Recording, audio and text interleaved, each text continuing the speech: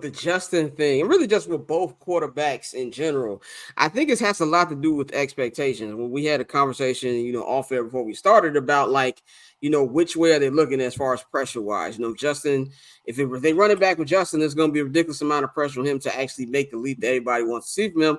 And at the same time with Caleb, is he going to reach the height, which I think is impossible for him to reach, especially in year one? We're throwing names like Patrick Mahomes out there. In your opinion, no matter who the quarterback is, what do you think the realistic expectations should be for the Bears next season? Good.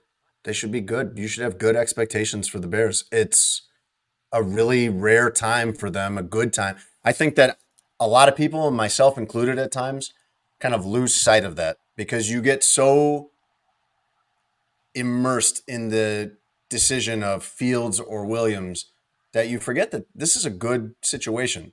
If the Bears did nothing, basically, if they just basically ran it back, so you keep all the key pieces you have now, you have kind of a normal, expected, conventional draft and free agency, you would bet on that team. That team in Vegas would be a betting odds favorite to make the playoffs. Not to be amazing, but you would imagine that team would make the playoffs as a wild card. So that's your baseline. That's like if you do nothing. Now you can evaluate, and I think that this is something they needed to evaluate as far as head coach and coordinators too. Could we do better?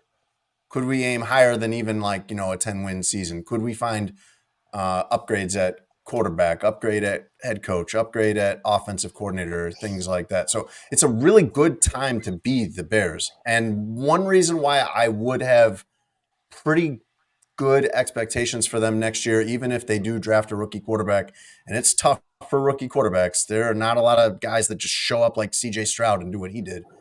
But there are not a lot of rookie quarterbacks that get drafted that high that walk into a situation that's that good. And it's not a great situation. It's not like he's walking onto the Chiefs. But there's a lot there, even on offense, where you're very frustrated. There's more pieces there. There are so many more pieces there, Scott, for example, than what CJ Stroud walked into in Houston last year. 100%. 100%. Paper on this player, haters, old news, money on the other line, so I'm not gonna hold you. Money on the other line.